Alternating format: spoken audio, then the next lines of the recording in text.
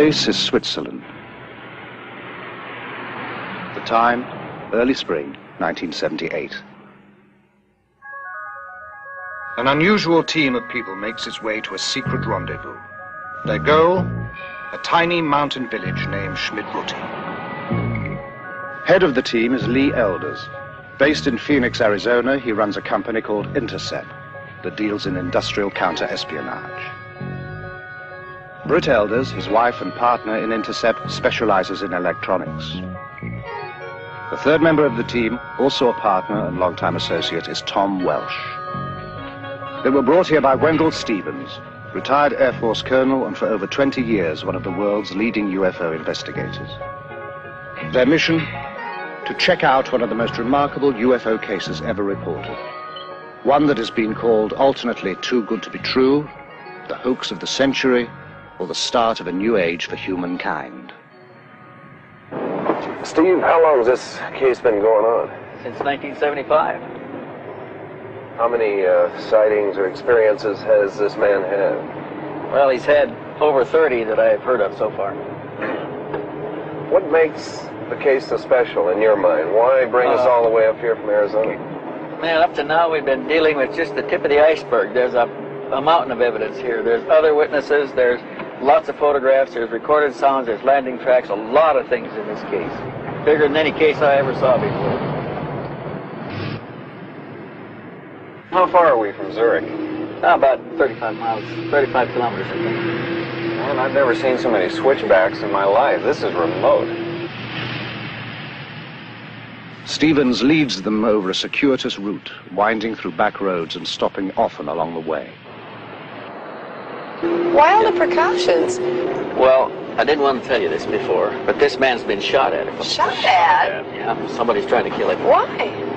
I don't know. There's some people are spooked by this whole thing, and he's being threatened. That's My Lord. terrible.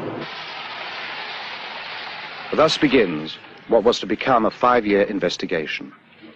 Before it is over, they will be embroiled in controversy and forced to use every resource at their command. Hi, Billy. Yeah, I brought my good friend's been telling you about. This is Britt Elders. Hi. Good to meet you. Lee Elders. His name is Edward Meyer. He is called Billy, an old nickname that sprang from his fondness for heroes of the American West. Buffalo Bill, Wild Bill, and Billy the Kid. He is a farmer. He claims he has been in contact with beings from another world. Thank you. He also claims to have proof of these contacts. Mr. Meyer, when did the experiences begin? The contact begins on January 28, 1975 in Hinwil. Mm-hmm. How did it happen? What made you go outside into the forest? I got something like a very nice voice in my head. I heard something to leave the house, to go out and to take a photo camera with me. So I left my house, and then when I was far upside from the village, I heard a singing noise in the sky, and when I was looking up there, I have seen a disc. This disc was flying over the clouds, and then it came to the point where I was staying with my motorcycle. Then slowly it came lower and lower and set it down between the white trees and the forest there behind. Mm-hmm. Meyer later photographs the impressions left by the disc's tripod landing gear. The grass has been pressed and swirled in a counterclockwise direction. Even a year later, the grass has not sprung back, but Meyer notes that the impressions swarm with insect life. Then I have seen a person who came out of the disc. Person came out? Yeah. And when the person came out of the left side of the trees there, I have seen that it is a woman. Mr. Meyer, what did they look like? She looks like a human from this earth. Like you, like I, like human beings from this earth. You call us extraterrestrials, and you attribute to us superhuman powers. But we are like you. We too are still far removed from perfection and must evolve constantly, just like yourselves. After the first words, we turned and was going to this tree here. You walked over here? Yeah. How tall was she, Billy? It's about 1 meter and 70 centimeter. About like that? So a little bit about like my size. Ah. Yeah. And then she sits chest here and I here. Sit down. Ah. And you then sat here and talked to her? Yeah. Then we was talking here for about 1 hour or 1 hour and a quarter, something like that. Did she give you a name? What did you call her? Yeah, she told me her name is Semyase. Semyase. Yeah. Billy, what kind of feeling did you have sitting here under this tree with a woman who just landed in a spacecraft? I wasn't afraid about these things. I was afraid about the army only, because they have a station somewhere there behind the forest. But I wasn't afraid about the disc. Where do they come from, Mr. Meyer? They shall be coming from the star picture of the Pleiades. The Pleiades, a bright star cluster some 500 light-years from Earth. Although the cluster consists of hundreds of stars, 7 stand out clearly to the naked eye. The Greeks call them the nymphs of heaven. We call them the 7 sisters. What was going through your mind? What did you want to talk about? You see, my head was full of questions, but the most of the time she was telling me, and I hadn't many chances to ask her something. Several times we have tried to establish contact with Earth humans, but usually those selected were not willing. They were afraid others would consider them liars, or mad, or would try to destroy them. You see, the first she told me I shall get the most best pictures of UFOs, what's ever happened on Earth. And the second thing, I shall go out to tell the truth to the human on Earth, why they are coming to here, what reason they have, that they are coming to Earth not to harm us, not to make war, not to bring peace, just to bring a teaching. Why are they interested in us, a society thousands of years behind them in technological development? According to Maya, we share common ancestors. Their forefathers were our forefathers. We are, in a sense. This is the place, Bergerumlikon, where I took that picture. Show us how you took the picture, Billy. Oh, Maya takes the team to other contact sites and demonstrates how he operates his cameras. I have here a small wheel to turn the film, and I can get the picture. Where was the ship exactly when you took it that day? You see there is standing Wendell. Yes. It was about that place. Hovering above Wendell to some degree, right? Yeah. Uh-huh. You see, on this way I put on my camera. We're taking movies, right? With a film camera on a tripod, Maya can shoot stills with his 35mm camera at the same time. And then I can start to film. Here I got the movie when was the ship hanging there up, and when it after was jumping by side. Jumped? Yes, jumped. It jumped away nearly so fast than the speed of light. By jumping, Maya means the ship disappears and reappears. Each time I got electrical hit when the ship was jumping, and at later time they told me there shall be a very strong power field electrical power field, and from that out I always got the electrical hit. By electrical hit, Meyer means an electric shock. He also noted a light shift at each event. Billy, how many sightings have you had here? On this place I had one... Meyer takes the investigators to over a dozen sites, describing the craft, which he calls beam ships, and relating the information he says the Pleiadians gave him. Are there any other groups coming here, Billy? How they told me there are each year about 22, 23 different civilizations. They comes to here to work here, study here, visit here. And other thing, there are, together with the Pleiadians, working here on Earth about 8 other groups, but they not belongs directly to the Pleiadian civilizations. But they work together with the Pleiadians. They work together with the Pleiadians. So there's an association of some kind between the Pleiadians and some others that are also... Yeah, exactly. Yeah. Well, how long have they been coming here? For the past 13,500 years about. 13,000? Yeah.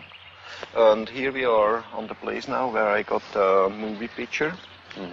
You see here, you see there the road, and on the middle of the distance to the road was the ship hanging in the air and bubbling in a very strong wind.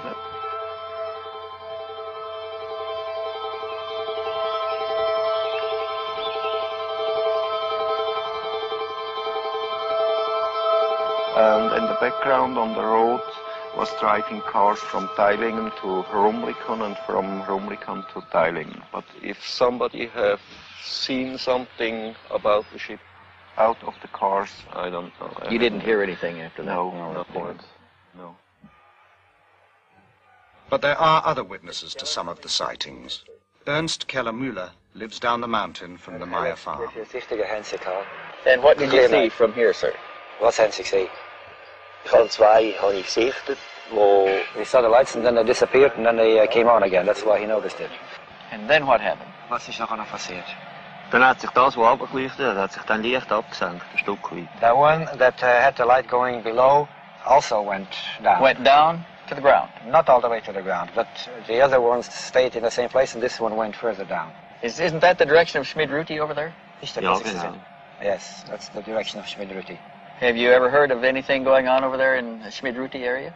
A couple of days later he called Schmid-Ruti to find out. Did you know Mr. Meyer at that time? Nee. And then behind us the forest, it was a little light. Bernadette Brandt, a computer programmer. So? And it jumps like a ball. Like it bounced? Like a ball. It goes up and down and up and down. Did it get bigger? When it goes up, no, the same greenness. When it goes up, it was white, and when it goes down, it was red. The nearest thing to a government official in the area is the postman in the village of Schmid-Ruti. Have you seen any of the photographs yourself? Only 2 or 3. Do you believe them? He says he can't imagine how you can take a picture like this. He is the kind of a guy who only believes what he sees himself. Jakob Bertschinger works the farm with Meyer. Okay, he saw the light ball going away from here, from him, within that 45-degree angle. 45-degree angle? Well, that's right. And he can't tell how far it was. It was very difficult to say. But then it stood still, that ball of light, and changed direction, came directly towards him with an unbelievable speed. My name is Elsie Moser. I'm living in Niederglatt. I am a school teacher. The first time when I saw it, it was up here. I saw it with about 7 other people. Were you frightened? No, not at all. I was thinking, oh, well, okay, now I have seen one. Guido Moosbrugger is not a neighbor. He lives about 2 hours away in Austria. He heard about the Maya experiences and came to see for himself. Have you ever had any experience with Billy in connection with these things that are going on here? Yes, I have seen a few demonstrations myself, especially at night, and was present at the landing site during one landing, and I saw other things. A lot of things happened in those 6 years. You have seen things with your own eyes. Did you ever photograph anything? I was allowed 2 times to photograph at night. As we sat inside the car, we saw all of a sudden to the north, above the meadow, out of nowhere, a fire-red disc, about as large as a headlight. And then what happened? And then it suddenly disappeared.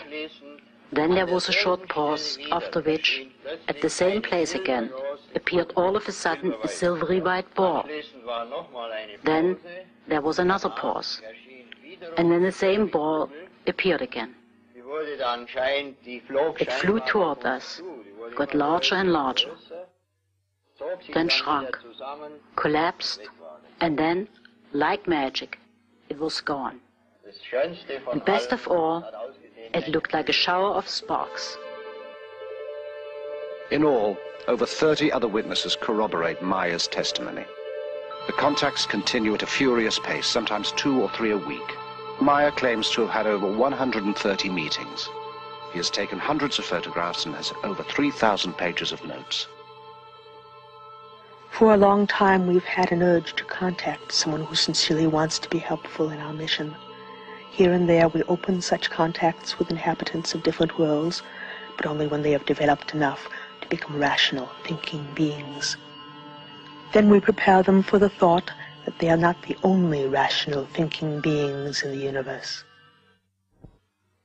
Britt questions Calliope, Maya's wife, whose nickname is Poppy. Poppy, how long have you and Billy been married? Now, 16 years. And you were married in Greece? Yes. Uh-huh. What did you think when Billy first told you about these experiences? Her English shaky, Poppy reverts to German. Ja. Ein bisschen schwierig am Anfang gewesen. It was difficult at the beginning. Weil because she never knows anything about this case. Well, she didn't know. No. When did she find out? She says Billy takes a long time that her tell her something from the UFO. And then how did you feel about it? Beunruhigt einerseits, weil and she was thinking why this happened all to me. Billy shows her every time the picture that he takes, and so she was knowing about from the picture from the UFO. But she was very critical about this case and asking some questions about all this case, and it was very difficult for Bobby. Were there times when you had just had it up to here and you couldn't? She never was thinking to leaving this whole case, but she was crying and fighting against Billy and against the whole case. At one point, Poppy admits, she was so fed up she burned half the photographs. Today the feeling is other because she knows very well about the whole case and things about the Pleiadians, and this is very important for her. Listen here.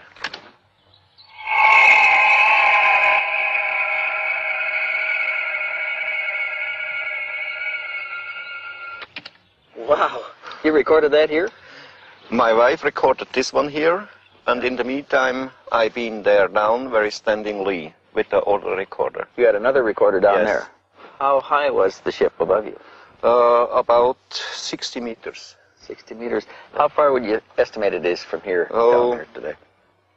I think some 300 meters. The sounds bear no resemblance to anything Stevens has heard before. Maya gives him both tapes for analysis. Overwhelmed by the evidence they have gathered, the team meets to plan the next stage of the investigation. We're getting it all. We'll leave tonight? Yeah. Okay, on Meyer. I think Meyer is a very sincere and honest type person. What do you think, Steve? Has anything changed since you were here? The man seems to be the same, but there's some things changing around him. He's better off. He's got more people around him. More things are happening, but he still is basically sincere. What about the psychological aspects to the man? Do you think it's possible that he's a little schizoid? I mean, it's difficult to tell if what he's saying the Pleiadians are telling him is actually coming from them or coming from him. How do you determine that? Well, we can never prove Too many that other people aspect involved. of the case. Others have seen the same thing. There's a terrific cross-section of people here. You've got a school teacher, you've got a commercial pilot, you've got a businessman, you've got a CPA. They're as good as any average cross-section of society we've got. And they all tested him themselves to their own satisfaction before they ever got this far. Well, I think we ought to go back and throw the book at this one. Everything we can, top technology we can get involved. And I think we ought to let the chips fall where we may and just see what we find. We're going to run down and say goodbye to Meyer, and we'll tell him goodbye for you. Give him my best. Okay. I'll see you later.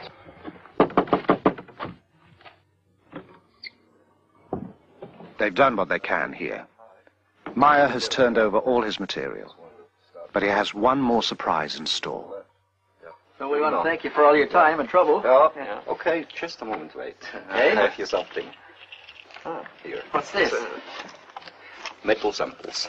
Metal samples? Yeah. Where did you get these? I got it from Symbiose, and she brought them from Era. Are they extraterrestrial? Yeah.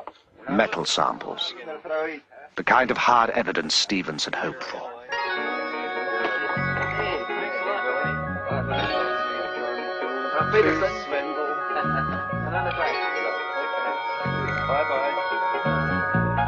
We got the Vogel tape in.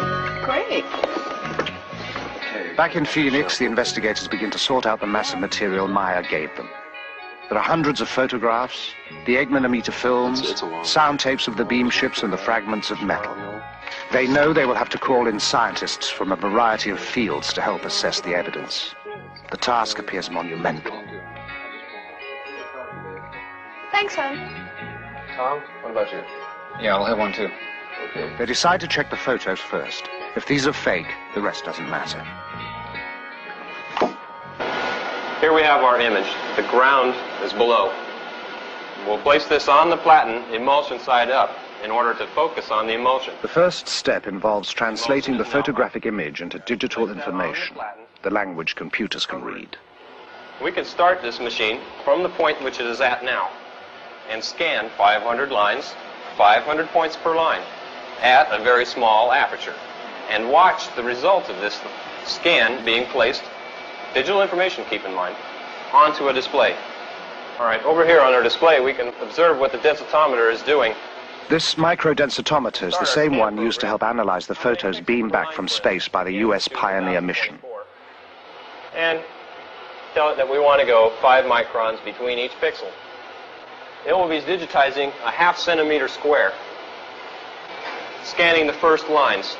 The digital information will be sent on for an analysis that will take weeks to complete. Meanwhile, Welch and the elders decide to learn what they can of the history of UFO experiences. But can you give us some more background on this phenomenon? What is this all about? Well, it's not a new thing, Lee. This thing's been going on for a long time. How many sightings have there been? One of the researchers calculated that there may be as many as 70,000 reports in a year, worldwide. Is there anything these sightings have in common? Okay, there are some common things, commonly reported. First of all, they're always accidental. UFO pictures, up to this point at least, are accidental. They happen once, and they're gone. Is there anywhere that they show up more than other areas? Here's some stuff here that began way back. These are documented cases. Some of these are even classics. Photographs. Here's one from Argentina. But this whole thing is full of them. This one is full of them. That's full of them. All of those are full of such cases. In Stevens' files are over 3,500 photographs of UFOs, some from early in this century. Most were single sightings, some observed by several people at the same time. In Perry, Ohio, the whole town watched a UFO at twilight for 30 minutes. In Brazil, a Navy photographer took a series of photos of a UFO flying over his vessel. Observers at NASA have spotted UFOs at our space launches. Tientsin, China, Woonsocket, Rhode Island, Norway, Corsica, Japan, New Jersey. These are among the sightings that are reported. No one can guess how many go unreported. They're pretty much all over the world. I don't think you could pick out a single place and say that there are more UFO sightings there than any other place.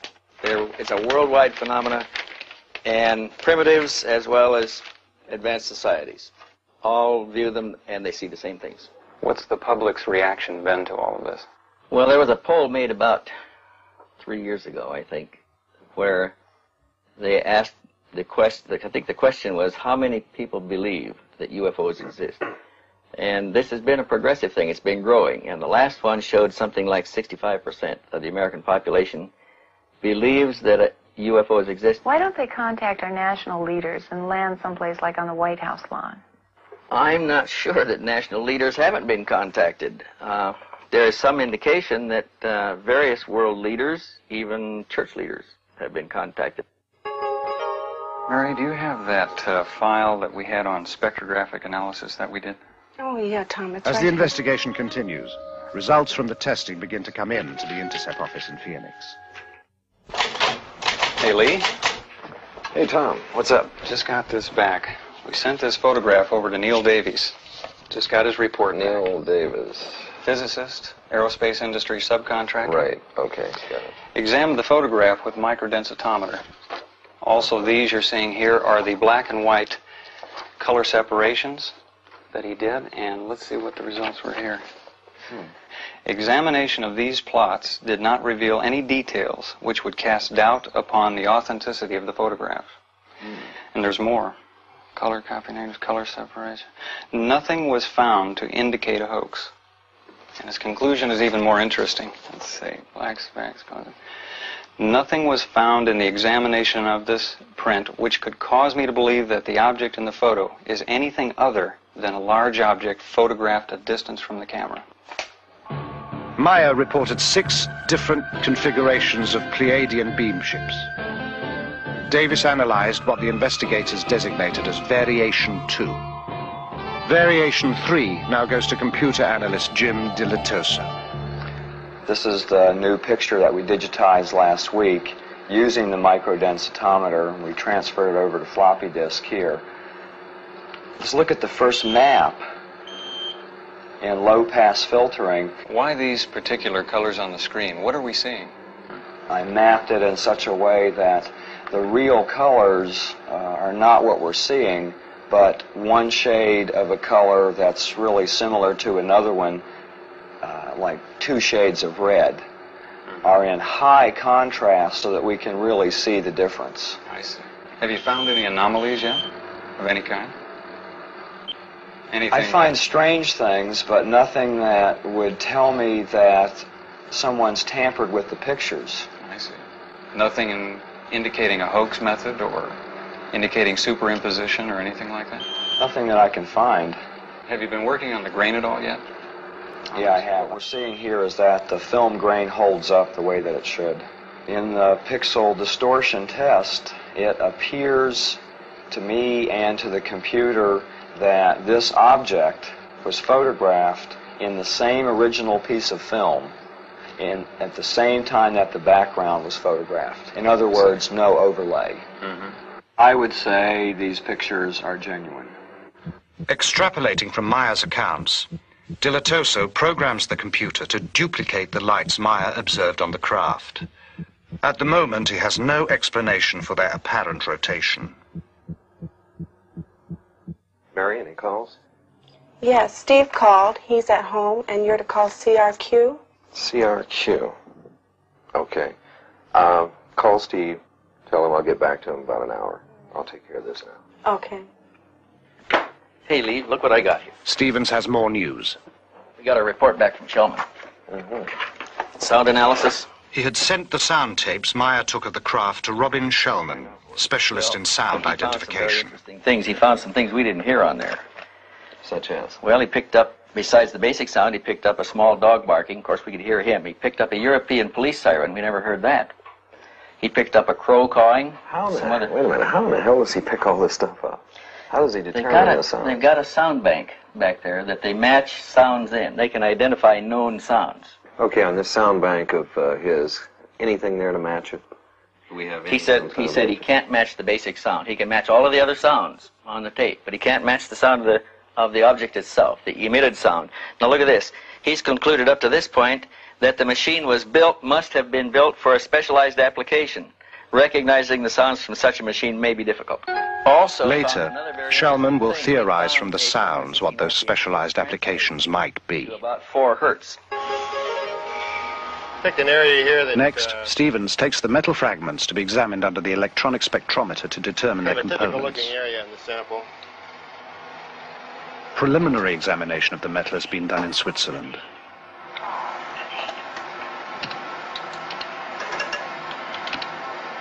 And we've got these little marker bars here that we can line up on each peak as they come up. This one indicates we have silver there. Over here, let's see. We've got some copper, small amount of copper. It looks like about all that's in here at the moment. The big band here is silver, though. The big one is silver. Later analysis of other fragments also reveals small amounts of thulium, a rare earth element that is difficult and costly to extract here. This is one of the... Because of the unusual nature of the findings, the fragments are given to chemist Marcel Vogel, an expert in crystalline structures and inventor of many substances used in computer components. The first specimen I looked at is a metal specimen, which I classified as F1. This is the appearance that it looked at, rather golden colored on one side, silvery colored here. We find that in truth it is silver and a small amount of copper. We look at it here, this same area here, under polarized light. What is unusual of this small specimen is both highly crystalline nature, and suddenly we come to a metal section as we see here, and it showed a combination of metals that I've not encountered in any normal bit of metallurgy, both crystalline deposits and metal. Now, we, with any technology that I know of, could not achieve this on this Earth plane. I could not explain the type of material that I have and its discreteness by any known combination of materials. I could not put it together myself as a scientist.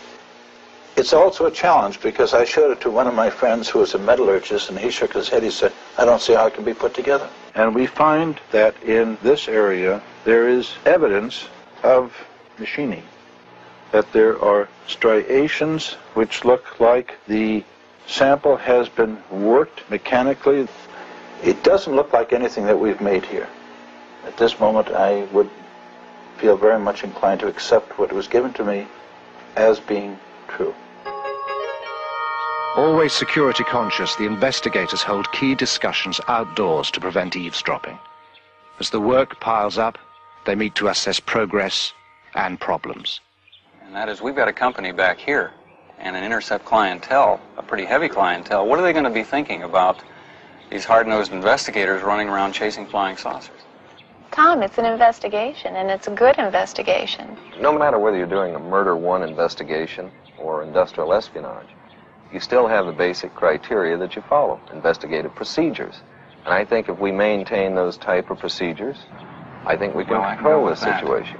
There's one thing that we haven't thought about. Eventually somebody is going to come to us and say, have you ever tested these people? Have you ever tried to find out if they're lying? Have you used psychological stress evaluation? Have you used lie detection? Yep. Will Billy go for that? Oh, sure. I think Billy will go for it. He's been open with us all the way through. I don't think he'll stop at this point.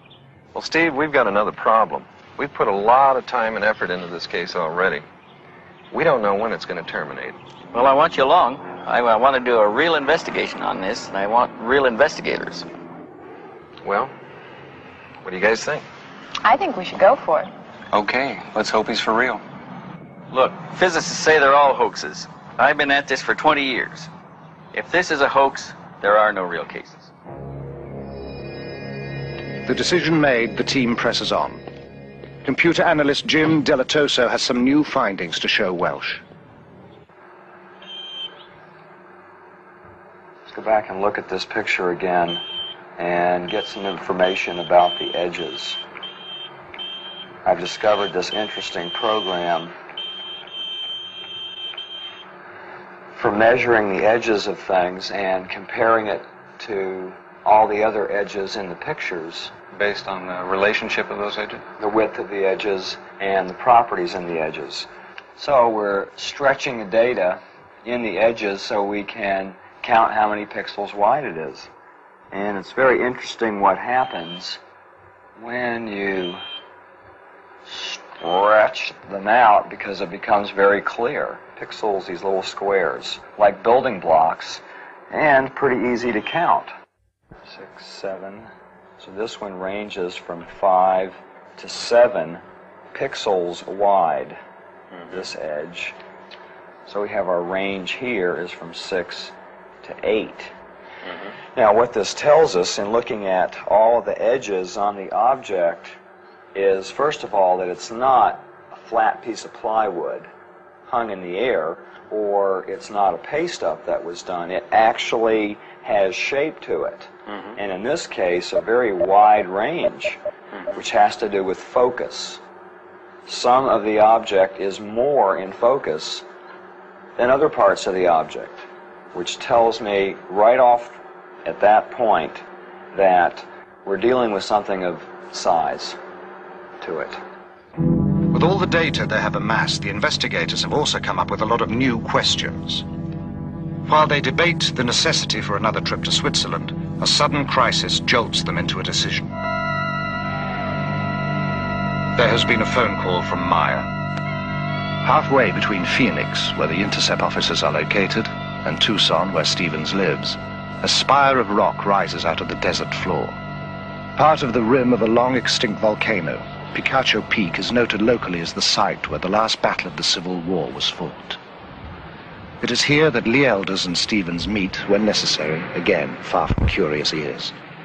This time, Elders brings a disturbing message, one that will add a new urgency to their work. Hey, Lee, what's up? Hey, Steve, how are you? Good. What's going on? Oh, God, we've got some problems. Problems? Yeah, I just talked to Billy today, and someone tried to kidnap his daughter. What? Nina? Nina, right. God. Billy got there in time. It was two men. They were in a car. They used a knife. They tried to force her into the car. What about Nina? Is she all right? She's fine. No problems. He fired at one of them, and they escaped. No, they haven't identified any of them yet. The police are working on it, as I understand it. This happens to people. We've had it happen before. Other cases. We're going to set up some security measures over there. Get a trail on these people. I agree. We got to do something to take the energy out of this. Yeah, we do. We're going to go back. You want to go? When can we go? Very soon.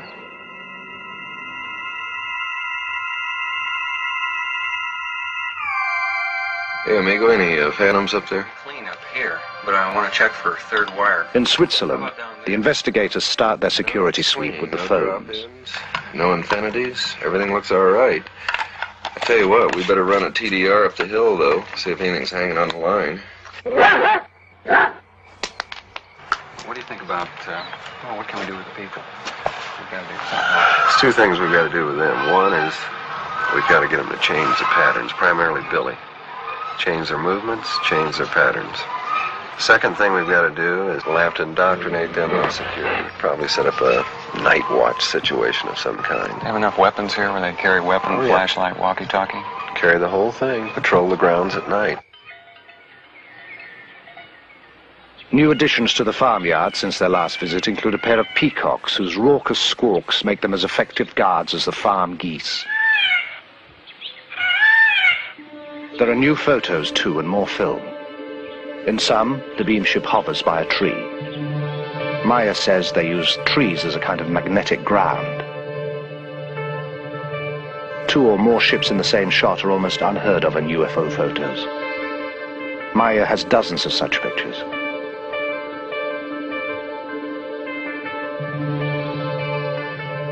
Ships below a horizon line, such as a hill, are even rarer. In this photo, a Variation 2 ship controls a smaller unmanned drone ship, designated as Variation 5. In one demonstration, a Variation 3 ship exhibits a behavior Stevens has seen before. We have often reported a nipping flight. We also have a wobbling flight, where it wobbles around a vertical axis. The bobbing effect, Meyer explains, is due to the ship riding the waves of the Earth's magnetic field, much as a boat on the ocean.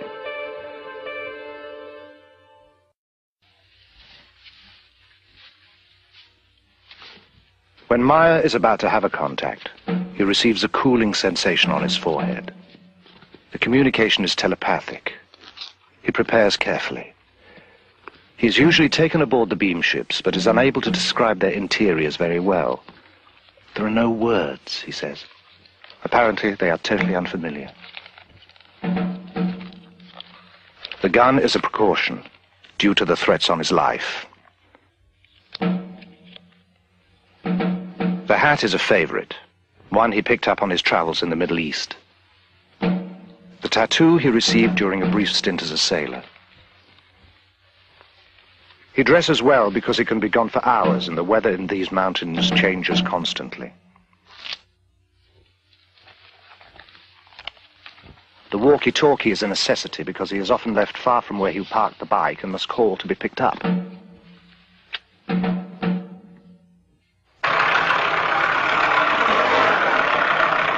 Meyer feels the Pleiadians can communicate with him because his vibrations, the natural frequencies of his mind, are compatible with theirs.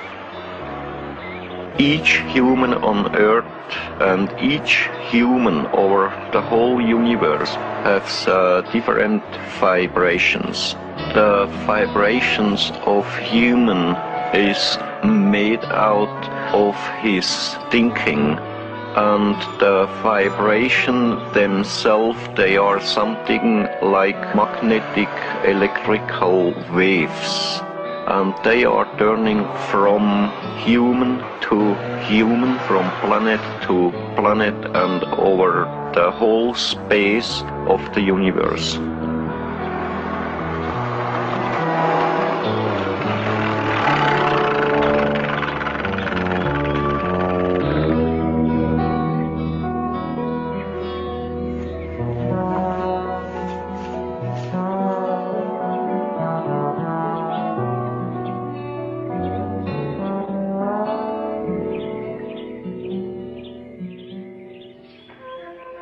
When entering your terrestrial state, we must make an adjustment in our vibrational patterns. It is similar to your adjusting the fine-tuning on your communications devices. In our case, it allows for the clear perception necessary for an exchange to take place. You see, this around this area where I took several rolls of films. This picture here, I took over there. What size is that ship, Billy? They told me it's 7 meters. One of the most frequent spots for the contacts is Obersadeleg, a wide valley just 10 minutes from the farm at Schmidruti. Here, Meyer took one of his most spectacular series of photographs. Between both roads. And you can see here these lighted trees here. That's there up. And here on the left side, this hill. What's happened there behind? And the trees here down, it's that one there. Yeah. Okay, then is this, where did this come in? This picture I took there, if you go left side a little bit, here, if you go down, like this way here. The beam ship stayed in the area for almost 20 minutes, flying slowly, often skimming the treetops, sometimes just hovering in place. And the ship was a little behind them when I took this picture. And just now the trees are growing up in the last months. They are about 1.5 or 2 meters higher than at the time when I took this picture. Then where did it move? It left that place to the left side. Something like... Yeah. Like this. And then it was moving over there. You see here the small tree where it's happened there. This one, that's that there. Did it come across in front of the trees like this? Yes, yes. And you can see there behind, left side of this one, these three, the higher one there. Yeah. And after this picture, I got the other one to that position there. Further over? Yeah. Wait a minute, I think we got another one in here now. Yeah. The one in between there, right? I had to go back a little bit, there down, and from there I took the picture. That's the tree there down, what you can see. The investigators are impressed by the vastness of the valley, the steep drops and the obvious difficulty of hanging models from anywhere to fake the pictures. The stunning clarity of the pictures and the accessibility of the site gives the investigators the chance to put the photos through another test. Billy, we're using this to measure distance. It's the latest in infrared measuring devices. It's actually a small computer. It's made by Wild Heerbrugg here in Switzerland.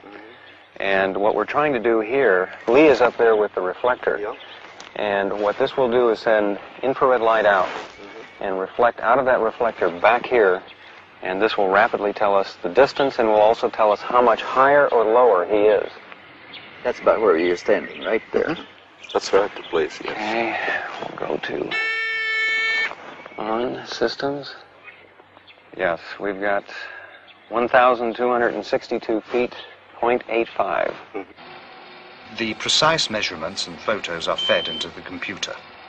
The edges of known objects, such as the trees and the hills, are translated into pixels. Since these measurements are known, the number of pixels in the edge of the unknown object, the craft, gives its distance.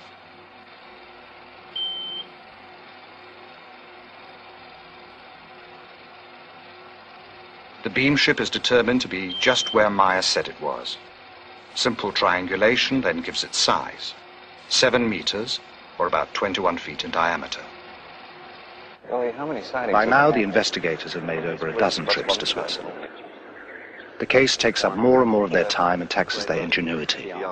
Each test leads to another, and every result is double and triple checked. To test the possibility that the Meyer photographs were made using small-scale models suspended by transparent monofilament, the investigators bring with them a detailed model of a beam ship they identify as Variation 2. While Welsh flies the model on a hilltop above the farmhouse, Meyer and Stevens snap several rolls of film. The camera Meyer is using is the same one with which he took all the other pictures. The results are impressive. To the naked eye, some of the photos appear genuine. Those photographs, they're interesting. They look pretty good. Pretty good. I saw one difference in them, and that was that those models look white. They don't reflect that silver gleam like the pictures that Billy had. You want to look at the focus in them. Hey, hi guys. What's Hey, Tom. what are you talking about? The pictures. Oh, yeah. Some of them looked pretty bad, but some of them look pretty good. I think we ought to test them. Pictures of the model are not all that good. In the pictures where he focused on the model, the horizon is out of focus. Where he focused on the horizon, the model is out. Well, not all of them, Steve. I mean, some of these are very, very good. We should put them in there for comparative testing under computer analysis. We've got to have that comparison. Frankly, this could be a scam.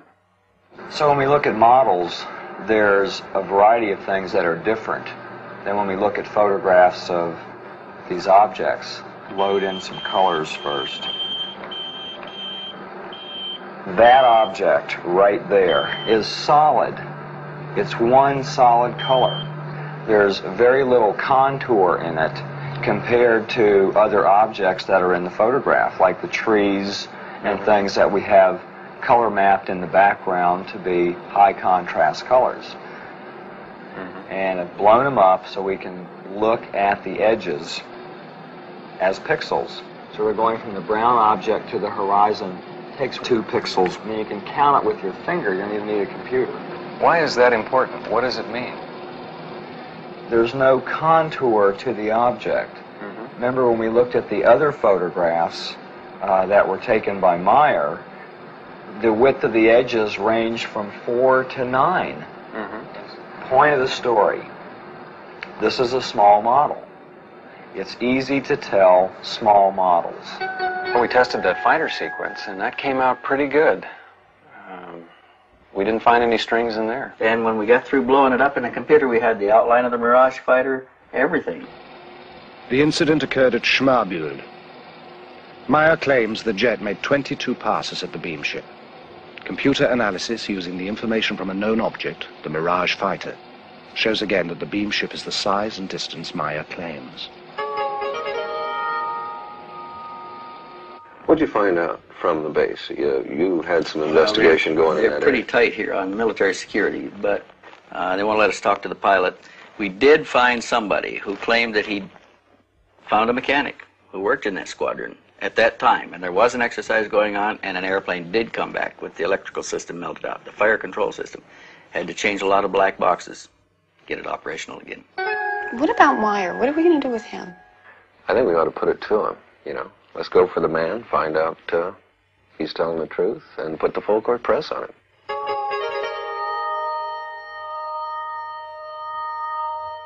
How do they contact you, Billy? How do you know to go out and meet him? Yeah, that's a simple way.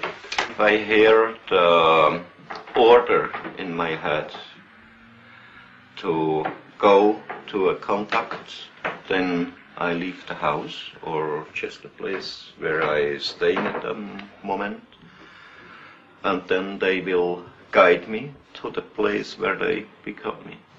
Well, let me ask a question. Why you? You see, I can work together with them because I understand to close up my earth body vibrations. See, Billy's explained to me before that they perceive in Earth humanity all the vibrations of lust, envy, greed, avarice, all of the things that make us dense, and it gives us a heavy vibration that they react to as a bad smell. In fact, he's even mentioned that they call it the auric stench of Earth humanity, and it's discomforting to them. It gives them problems. It makes them sick. To stay in their presence When he long. closes up his vibrations, are we talking about an altered state of some sort, like alpha, beta, or theta, as far as the consciousness is meditation? In a way, it's like meditation. He rids himself of all of the unpleasant aspects of Earth life. But Billy, the vibration of the Earth human. you say they're advanced technologically. How far ahead of us advanced are they? They are about 3,500 years in their experiences about technology, far out from our level. And they study us because we represent an earlier stage of their own evolution. Yeah. You know, they had a war, they had trouble together, they was fighting together, and they needed a very, very long time to get peace under themselves. They made a very interesting observation at one point. They said that if we could now concentrate Earth's energies and resources, we could achieve all that they can do now in about 300 years of our time. Yeah. If you've been in the ship, why not photographs inside of the Pleiadians themselves? It's impossible to make it because there are powers inside, they always break the film. He's taken a number of rolls of film, and when they're developed, they're usually black. If they've got anything, it's wavy lines through it. So I lose it so hundreds of films. Why are they here now, and what do they want? You see, they don't come here to harm us. They don't come to start trouble here or war or to overtake the earth in their ruling. They just see us here as their little brothers or something like that. And they want to bring the real teaching of the natural life and of the spiritual belonging, spiritual teaching, spiritual life, and all this. But they must want something from us. They just want nothing. Nothing. You see, for the human on earth, it's impossible to believe this, but that's really the truth. They just want nothing from the humans on earth. The session goes on for hours. To every question, Maya has an answer. The investigators are unable to shake him or to find flaws in his story. In Phoenix, Dilatoso comes up with a startling new discovery. We're getting into a really interesting area in these pictures. We don't really have to test every picture anymore to see if it's a real picture or not. We can't find anything that tells us it's a hoax, so let's start looking for things that are interesting from picture to picture. Look at the color here. It seems to contour to the shape of the craft. Have you seen this in a lot of the other photographs? In the Meyer case. Look at the bottom here. On what's down here, it stops right in the horizon. With the coincidence of it follows this line in the craft, and it follows that line in the craft, and it follows parallel right underneath the bottom there, and we find it in half of the other pictures, I think it means something. You think it's something that we're not seeing in the photograph with our eyes? We get some kind of an aura, whether it's infrared, thermal energy, as yet I don't know. I think that craft is putting out a force field. The team had shown the Maya material to a variety of experts in an attempt to learn if any of it could be duplicated. They estimated it would require expertise in at least a dozen different fields, including metallurgy, astronomy, ancient history, and psychology. The panel concluded it would take over 10,000 man-hours and cost in excess of $1 million to duplicate the evidence Maya has. At that, the computer could still spot any fabrication. When we bought this center here, it was a picture like at the World War II end, and when we bought it, nobody of us had any money. We was working practically day and night for several years, many times 22, 23 hours a day. And so we built it up, everything here up on the land, and so it grows slowly, but it's all real, our handwork.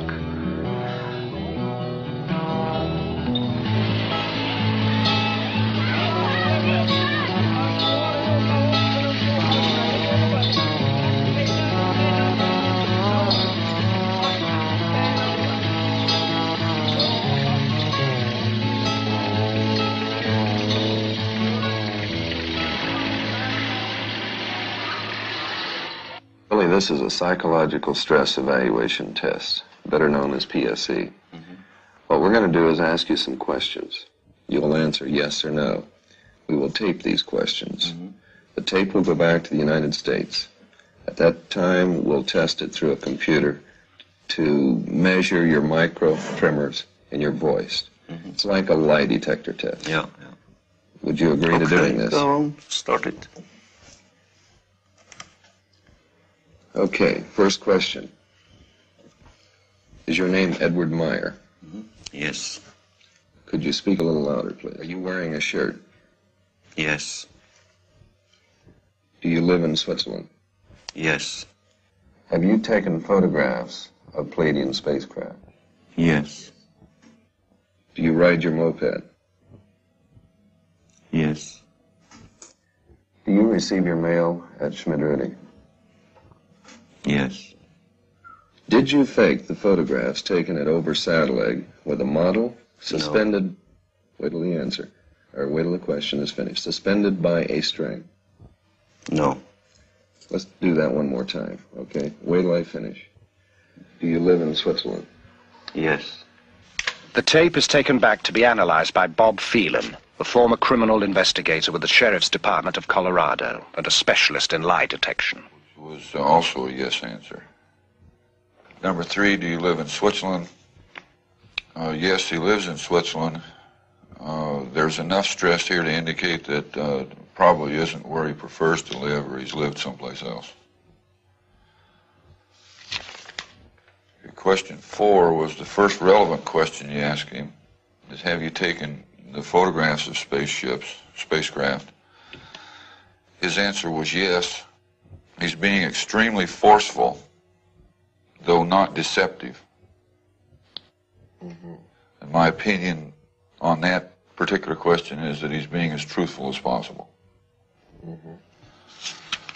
Number 7 was the second relevant question you asked him, and he answered right on top of the question.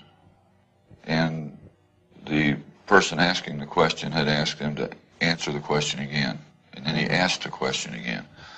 The stress levels between the two diminished the second time that the question was asked, which is not indicative of deception, because stress builds in a deceptive pattern. It doesn't diminish. If it was a deceptive answer, the stress would then increase, not decrease. Now, something was extremely interesting to me was the 8th question you asked him on, do you drink coffee? And for some reason, he's more stressful on the statement about coffee than he is about the picture of the spacecraft. Yeah, that makes sense, because about 3 days before we tested Meyer, he promised his wife he'd stop drinking coffee, but we noticed he'd been sneaking a few occasionally. Okay, that could probably be the account for it then. Phelan reviews the tape several times. He can find no evidence of deception in the statements about Meyer's experiences. Much of Meyer's film has been lost or stolen, but the remaining sequences are, as promised, the most astonishing ever released. In one demonstration, the beam ship flies around a tree, which can be seen to sway in the backwash.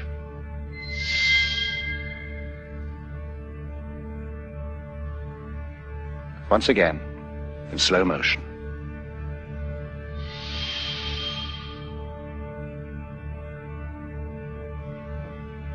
Even slower.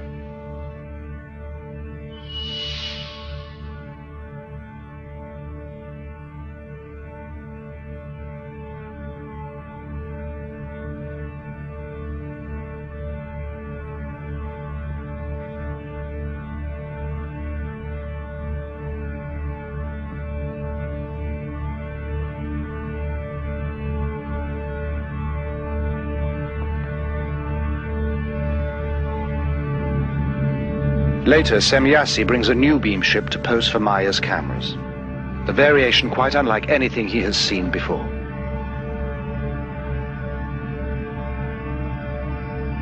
She explains, as best he can understand it, the function of the spheres for propulsion of the craft in interstellar travel. The sound of the new beam ship shows marked differences to the sounds of the other variation craft. Meyer tapes these as well. The tapes are taken to electronics consultant Niels Rognerud and sound engineer Steve Ambrose for examination. We have two pieces of equipment.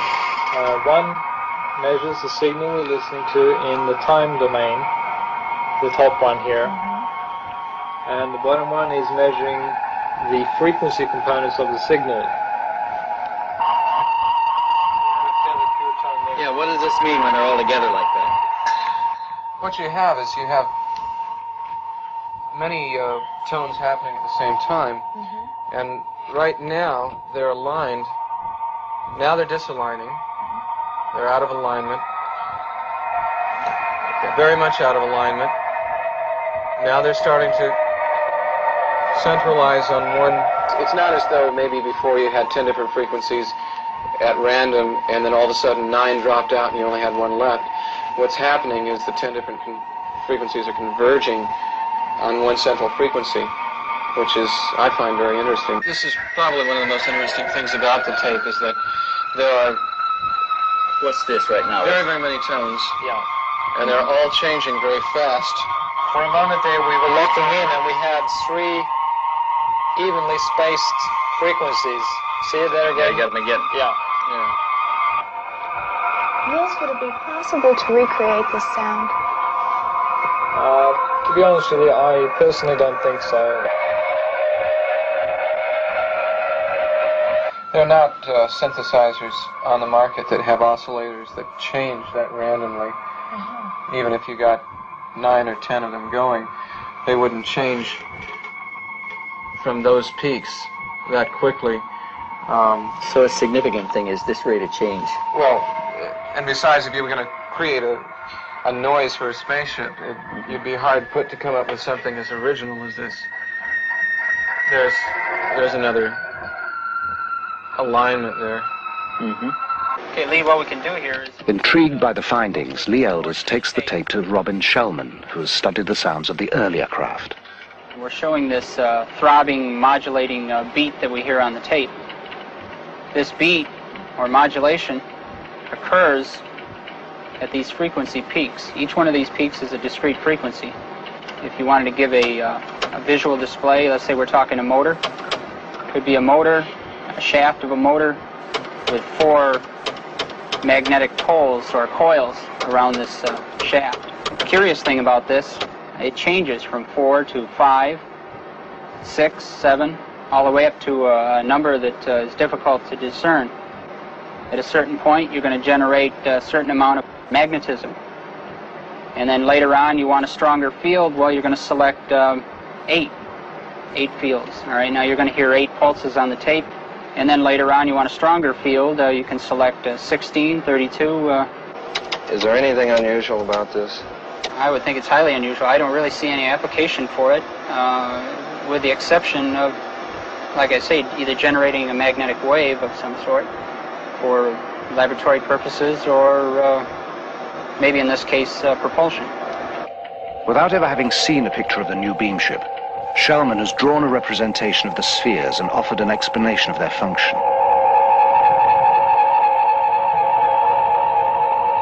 The tapes hold still another surprise. Also, another interesting point to note here is we have a steady, there seems to be a steady pattern all throughout all of this random signal. It seems to be level change very steadily in around 5 to 10 cycles per second, which happens to be in the area of the natural magnetic resonance of Earth, also called the Schumann resonance. Is that significant in any way? It could be. It's just interesting to note the correlation there.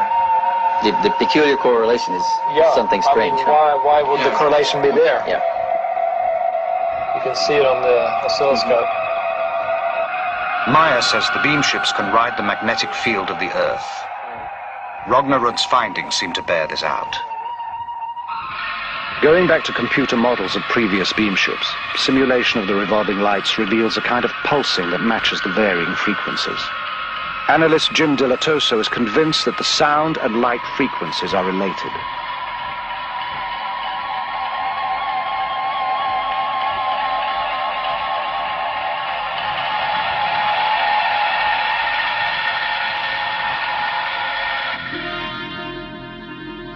The phenomena might also explain the ability of the beam ships to suddenly disappear from sight and just as suddenly reappear. In this 8mm film, the beam ship at the top of the frame disappears and appears again almost simultaneously, just above the slope of the hill. As examined, the beam ship disappears and appears in the same frame, which means that less than 1/18 of a second has elapsed.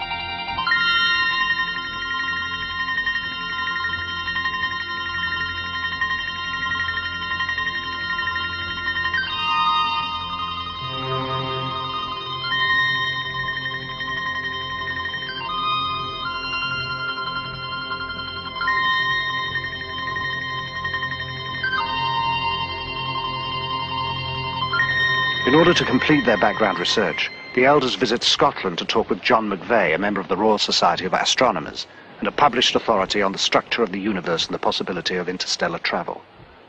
Is it possible to travel from the Pleiades to this planet? I think the only way any intelligent beings and living beings could possibly reach here the influence of the sun from the Pleiades would be by some unconventional means. Probably by hyperspace. One can use this term now a bit more freely because it has kind of scientific significance now. You know, this McVeigh is quite an impressive guy. He's written 6 books on related subject matter: life in outer space, interstellar travel. I think he knows quite a bit of what he's talking about myself. Yeah, I've got one question I'd like to ask him, though.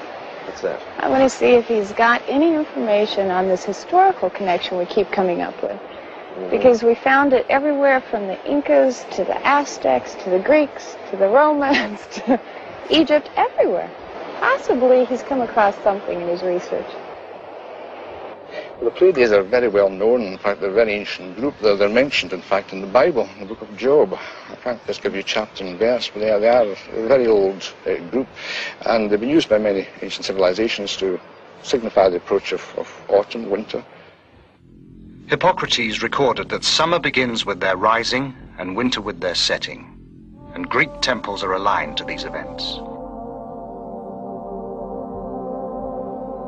The Great Pyramids of Egypt are also aligned to the Pleiades. To some African nations, they are known as the Seven Goddesses.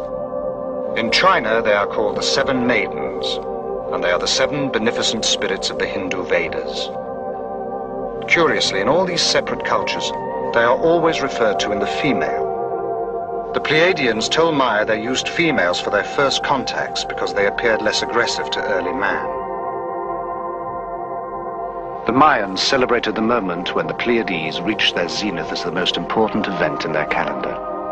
Pre-Incan peoples believed their gods came down from the Pleiades, and on the mysterious plains of Nazca, Peru, the Thunderbird marks the plaza of the Pleiades.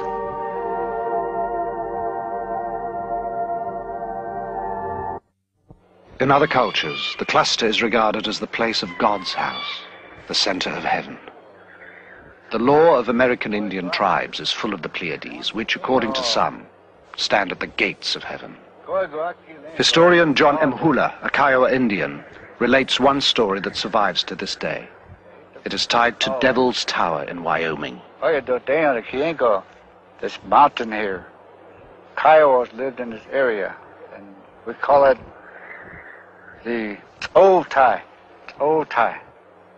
Kiowas camped through here, winter camp. And these children were playing. And they were running along this ledge over here. A giant bear came out of the woods and chased these children. The seven children, seven sisters, we call them. And they came to this one ledge here. And the children got on top of it. This ledge began to grow. It grew out of the ground. As the mountain grew, the bear's claws were scratched in the mountain. And that's what we see today is the grooves up there.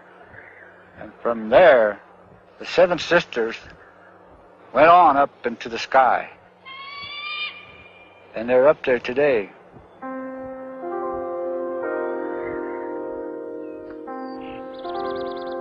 The Pleiadians today, they wasn't created and born on the Pleiadian planets. They came out of the planets of the system Lyra and Vega. But too, they was not created there because their forebears came from some other planets and other galaxy somewhere into space. Those space travelers who were the ancestors of Earth races came from star systems differing from yours in many respects. When these ancestors came to your planet too, there were already humans developing here. Since in the universe there exist many different colored peoples, races developed here that were able to adapt to the conditions in different parts of Earth. We can see also we not are the baddest races in the universe. How many sects go to tell and to say that the most bad thing what's happened over all the universe shall be the human being on Earth. It isn't true. There is trouble here and there is trouble somewhere else into the space on other planets too. There remain only a few questions to clear up, but one of them has perhaps the most bearing on the Maya case. If his story is true, how did those beings accomplish a journey of such staggering distances? The investigators put the question to Alan Holt, an astrophysicist who works with the US space program, and David Froning, a specialist in spacecraft designed for that program. Gentlemen, is faster than light travel possible today in our technology, or is this still just theory? There have been physicists that have been so bold and brave as to actually postulate the existence of particles that travel faster than the speed of light. And they have called these entities tachyons. And they have shown that the existence of such faster-than-light entities may not violate known laws of physics. I've worked on a kind of a field theory approach, which is basically an extension. I like to view it as an extension of Einstein's last work on a unified field theory. I really think that everything is pointing to a breakthrough that will make possible faster-than-light travel. Now, not all physicists will agree with that. How would it work? Well, I've represented here hyperspace currents by these blue and red lines. Down in here would be space and time. So space and time is what we're aware of and what we deal with in everyday life. But there could exist a higher dimensional space, a hyperspace, that we can interact with by certain configurations of electromagnetic energy patterns. So the concept here would be you start out with a certain pattern. Generally, you're tied in with the Earth's gravitational field and its hyperspace currents, but there's a low connection with perhaps a distant star. As you change the pattern, the connection with the Earth's gravitational field and its hyperspace currents decreases, and the connection with the distant star's pattern increases. And so, in effect, you're being pushed away from the Earth's gravitational field and pulled in to a gravitational field of a distant star. I had some artists do some work here showing a spacecraft leaving our solar system and going out of space and time. This red line represents the division between space and time and hyperspace. And the spacecraft, based on the propulsion concept I proposed, would use a field resonance effect to effectively jump into hyperspace, disappearing from space and time in our solar system, and then reappearing at a distant star. Mr. Froning, you showed me a diagram that you had worked up that's very similar to this, that describes a hyperspace leap in some fashion also. It's remarkable how similar they are. What I've tried to symbolize by this diagram is, first of all, the familiar space-time plane of existence shown here in blue of our physical world. At the journey's start, some distance is traveled and some time taken getting out of the solar system is shown by the curved line at the left. Then a hyperspace jump covers most of the distance with almost no lapse of time. Some time is taken again decelerating to the target, the curved line on the right. So this line here is very similar to the red line Alan has on his chart. That's right. Mm-hmm. That's right. This line he shows here, the jump I show here. Yeah. What shape would such ships have to be to make such a trip? I initially came up with this design, with a central circular symmetrical shape. This top figure shows a field resonance system in its space-time jump mode, where it initially rises up to a certain point, and as it rises up, as the pattern gets closer to the resonance point, the colors can change, showing the higher energy flow. And you do get an effect in this concept that is very similar to what is observed in some UFO sightings. Okay. Dave, concerning the Pleiades, they're about 500 light years away from our planet. What would you estimate the time in this form of travel? So we're talking about on the order of 8-hour transit times between the Earth and the system such as the Pleiades star cluster. Mm-hmm. Wow. According to Maya, the Pleiadians make the trip in something over 7 hours. Maya also says that the Pleiadian beam ship's use of the magnetic field of the Earth is something our scientists are close to being able to accomplish as well.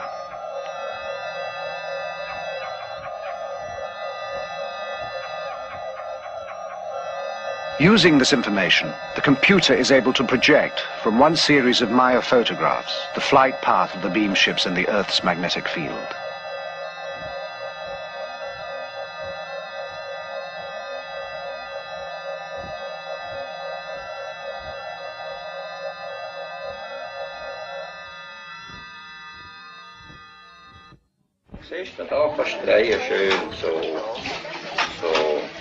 While the contacts continue, life on the farm proceeds at an even more hectic pace. To help free Maya, volunteers take on a lot of the routine work. But their very presence, their questions, even their enthusiasm create as much strain as they relieve.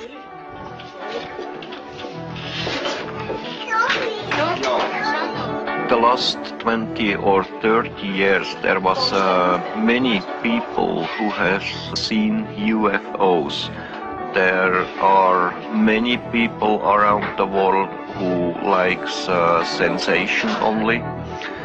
Other one who are doing hoax to get money, maybe to get a name. But there are really many contacts and many people who have seen UFOs. Between his work for the Pleiadians and the demand for his attention on the farm, Maya finds little respite. For moments of precious solitude, he retreats to the land he knows. Above everything stands one force alone. We call it the creation. It regulates the laws over all, the life and death of everything in the universe, because it is everything in the universe. Real spirituality comes from the understanding of the laws of nature, the natural working of cause and effect, each contributing to and sharing with all. When you indulge in ritual and ceremony, real spirit pines away until it is gone. A spiritually developed being acknowledges creation in all things, from the largest to the smallest. Following this way, fears and doubts vanish like rain before the sun. The story is by now a sensation in the European press. Every major magazine features Maya and his photos. Television coverage from as far away as Japan spreads the message to a public hungry for even more information. The quiet farm is suddenly a mecca, inundated with visitors eager to meet Maya, see the photos, hear his experiences firsthand. Agapula, kom exo. Återma in exo, mi laj me optis.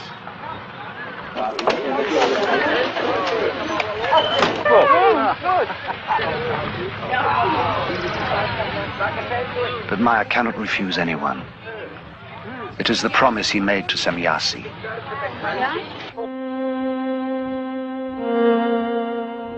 You have whole organizations which investigate our beam ships, but they have little material which is really authentic.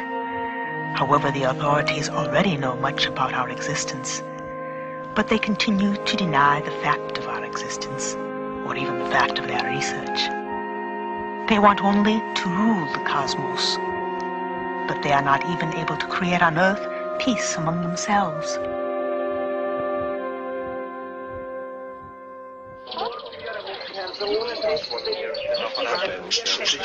Many of those who come seek answers, assurance, even the promise that someone or something will save us.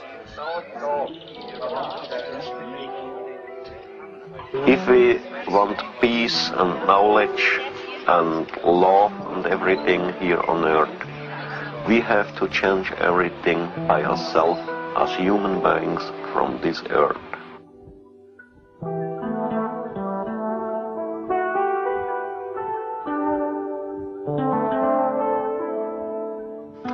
And you are... Despite a severe language barrier on both sides, Britt Elders has grown close to the Maya children. Yes. And Gilgamesh Meyer. Yes. Could you ask Atlantis for me if he's had any discussions with his friends in school about what has happened with the experiences? Manchmal, ja. And sometimes. Und dann, was haben sie gesagt? Und sie haben gesagt, They said always, it's not true what he said. And Methuselah, has he talked to any of his friends? Und du, hast du mit ihnen Mitschülern geredet? Ja. Und was haben sie gesagt? Wir haben immer gesagt, UFO Maya. He said they make jokes with him and said to him, UFO Maya, like this. And then they have to go to the teacher, and the teacher said to the other people, why you say UFO Maya to Methuselah? And so they are quiet now. Would you ask them for me if they wished that their father had never had these experiences? Atlantis say on one side yes, and the other side no. Why the one side yes? Want die UFO's...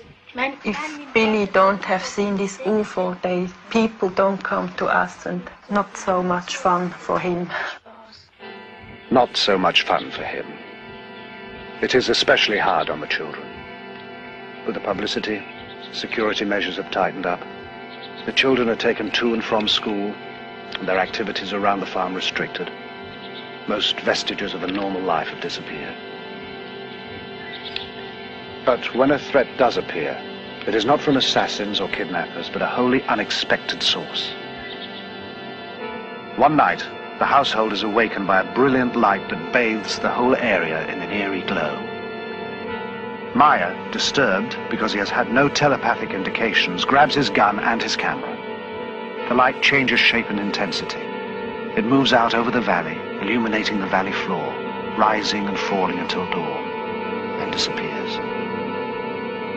At his next contact, Maya asks Samyasi about the phenomenon. She has no explanation. The Pleiadians do not know what the strange lights could have been. Maya is shaken. You know, everything is going on more and more difficult. I get trouble. I get trouble here in Schmidrütti. I get trouble with the government, with the people around, and I can understand this, Billy. It's not unique. Anybody that has an experience runs into problems. But the experience is unique. You've got to keep going here. And that's true. But, you know, there come some people here from the morning to the evening. Too many of them. All of them want to talk with me. I get trouble with them because I say no. There is some other people who likes to kill me, who likes to kidnap the children. I know it's got to be very hard on you, Billy, but you've got to go on. Yeah, that's to say very easy for you, now, but not for me. I put a lot of time in this. We've taken your pictures back, we've tested them, we've tested the metal, we've tested the sounds. They all test good. You've got the best evidence that we have in any case, and I've been at this for 20 years. Yeah. And we can't stop. And what you find out, all of it? Is it not true, or is it... Well, we're finding evidence that tends to support the case. It looks like it's really happening. Now, you have your own truth, and you know what's happening, but we've got to demonstrate this to ourselves. Please give it some serious thought. I need you. Yeah, that's true, but just now I don't know what I shall do, you know. I'm down, my nerves are lying crazy. My mind slowly is turning over. I have to think over about it. Please give it some serious thought, Billy. We can't stop now. We don't have any other way to go. But I think the world needs to know. I think you feel the world needs to know, but you just don't want to be the one. Somebody has to be. I know, but I have to think over about it. I don't know. Just now, I don't know.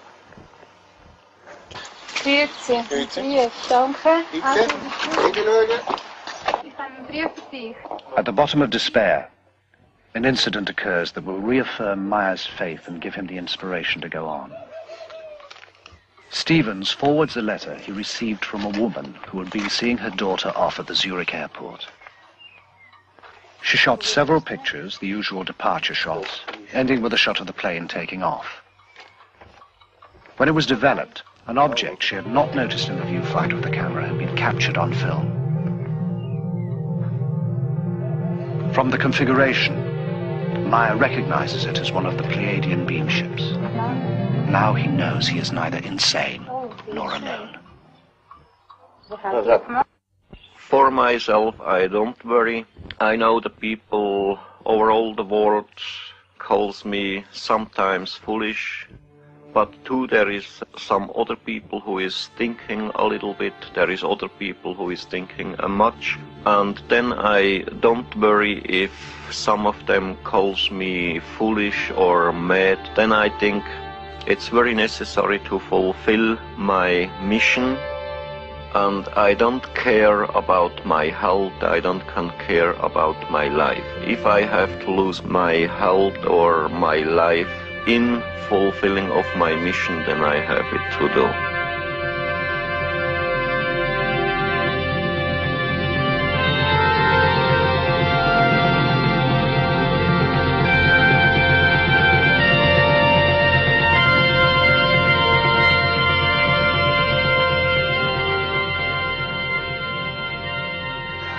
What you thinking, babe? Oh, I was just trying to figure out how many times we've been here between the four of us. We've been here a total of almost 20 trips. Wow. 265 days. That's collectively between all four of us. And we're still searching. But I don't think there's much more we can do in the investigation end of it. I think it's pretty tight. I agree with you. I think we've reached our limit as far as an investigation is concerned. I think maybe now what we should think about doing is telling other people what we've done in the investigation and what we've found. Try to take some of the stigma off of it. I think we should talk about it and let everybody make their own decisions. Yeah. Ready to go home? Just about. Okay, wir sind heute also zusammengekommen, weil ich Berichte bekommen habe vom Rhein. The investigators are anxious to release their findings. Maya realizes this will expose the group at the farm to even greater pressures. He puts the issue to them, emphasizing that with wider publicity they can expect even further disruptions in their lives. But the others too feel it is time. They will do what they can.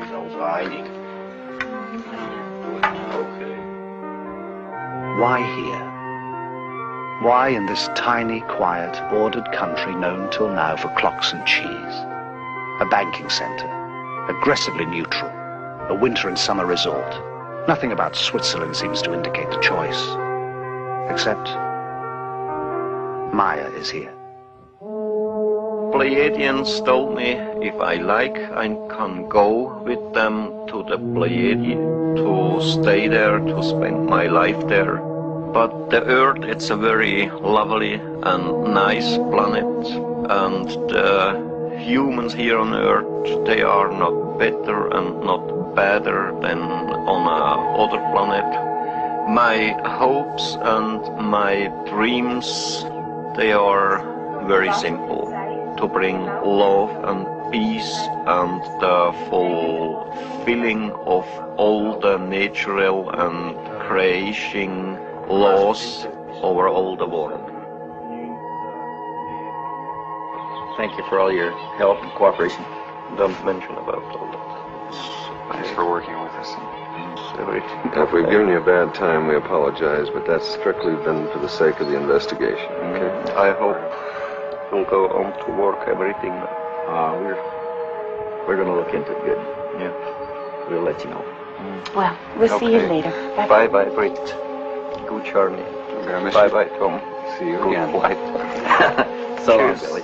Memo. Yeah. Bye-bye. Kelly, it's been a pleasure. Bye bye. Wait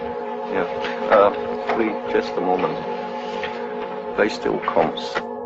They are working here together with us. They don't leave so early. They will stay here for the next couple of years. So, they are among us now, watching, perhaps waiting for us to join them.